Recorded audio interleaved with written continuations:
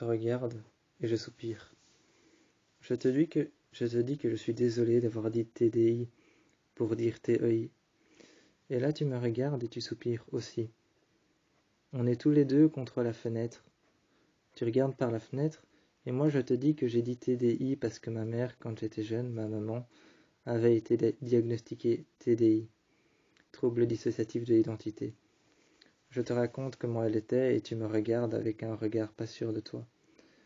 Tu me regardes avec un regard pas sûr de toi, je me lève, je vais jusqu'à la cuisine et je ramène 2 verres d'eau. Je ramène 2 verres d'eau, un que je mets devant toi, que tu prends tout de suite pour boire, et ensuite je te raconte comment elle était. Elle avait de beaux cheveux blonds. Ensuite, elle s'était coupé les cheveux. Je te raconte qu'elle s'était coupé les cheveux, mais qu'avant elle avait des longs cheveux blonds, elle avait des beaux yeux bleus, et qu'elle était très gentille. C'était une femme gentille, sympathique. Je t'explique qu'elle était violoniste, et qu'elle aimait beaucoup les miroirs. Elle en avait plein. Tu me regardes avec un regard pas sûr de toi, mais tu m'écoutes. Je vois que tes yeux me regardent moi, et pas quelqu'un d'autre.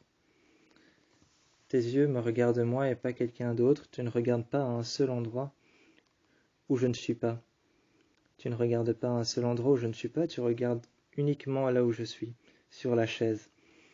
Je me suis assis sur une chaise au milieu du salon, et tu regardes uniquement là. Il n'y a pas un seul autre endroit dans lequel tu regardes. Tu regardes dans ma direction et tu m'écoutes. Je t'explique comment était ma mère, une belle jeune femme de 30 ans, avec des longs cheveux blonds et des beaux yeux bleus, une violoniste qui aimait beaucoup les miroirs et qui avait une pièce entière dédiée aux miroirs. Elle en avait plein de toutes sortes qui venaient de partout dans le monde.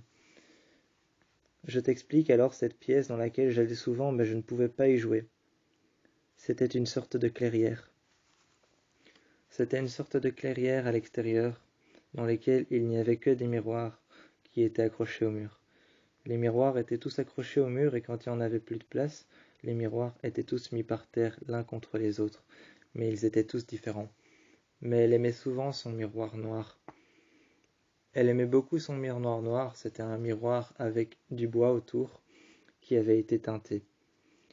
Le bois autour était peint en noir avec une peinture qui avait teinté le miroir. Elle l'appelait son miroir noir, la peinture avait teinté la teinte du miroir. Je t'explique ça et tu me regardes. La peinture avait teinté le miroir et avait teinté la glace qu'il y avait juste au milieu. La glace et la vitre qu'il y avait au milieu avaient été teintées par la peinture noire. Il y avait des débris de poussière, de cendres, et il y avait du feu qui brûlait juste devant ce miroir. C'était dans la clairière à l'extérieur, il y avait un feu qui brûlait juste devant. Il y avait une cheminée qu'elle venait tous les jours remplir de bois.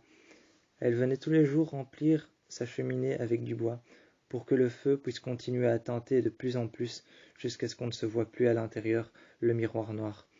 Par contre, le cadre du miroir qui était en bois noir qui avait été peint, la peinture qui avait coulé sur les bords, sur les côtés, elle l'aimait beaucoup, mais elle pensait vraiment que quelqu'un la regardait à travers ce miroir. De temps en temps, elle pensait entendre son violon alors qu'elle ne jouait même pas. Ma mère a été donc atteinte de TDI et a été diagnostiquée TDI. Ensuite, quand elle a été diagnostiquée TDI, mon père l'a envoyée en asile psychiatrique. Ce jour-là, je me souviens, je n'avais que 13 ans et elle a été envoyée en asile psychiatrique. Le jour de la première visite où j'ai pu aller la voir, elle était suspendue au plafond, accrochée à une corde.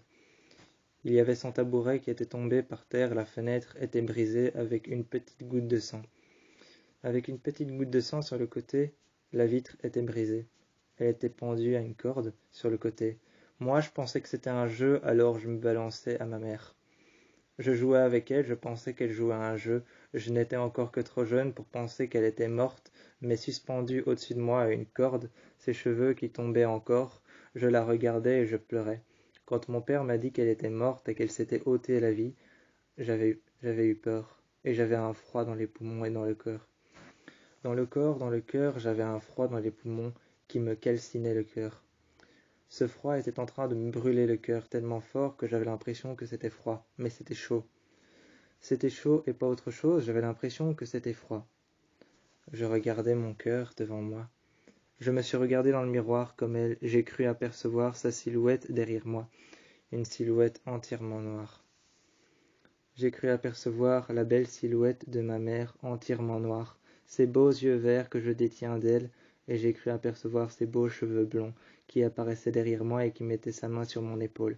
Mais je me suis retourné, il y avait seulement un tabouret par terre et une vitre qui avait été brisée. Je t'ai regardé à ce moment-là, quand je t'ai raconté ça, tu t'es retourné vers la lune, et tu m'as dit en pointant la lune du doigt que maintenant elle était en haut. Je me suis posé à côté de toi, et j'ai dit que oui, maintenant elle est en haut, sûrement qu'elle me regarde de là-haut, qu'elle nous regarde. Je t'ai expliqué ça et tu étais en train de pleurer. J'ai pris le verre d'eau qu'il y avait en face de toi et je te l'ai donné. J'ai dit tiens, pleure, et bois, ça va aller. Tu t'es posé contre moi, tu as pleuré, parce que je t'ai dit que pleurer, ça laissait évacuer toutes les émotions. Tu as pleuré, et toutes les émotions sont sorties. Il y avait de la colère, il y avait de la haine, il y avait de la peur. Tu as parlé de tes parents.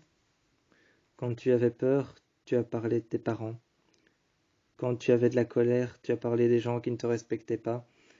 Quand tu étais triste, tu as parlé un peu de moi.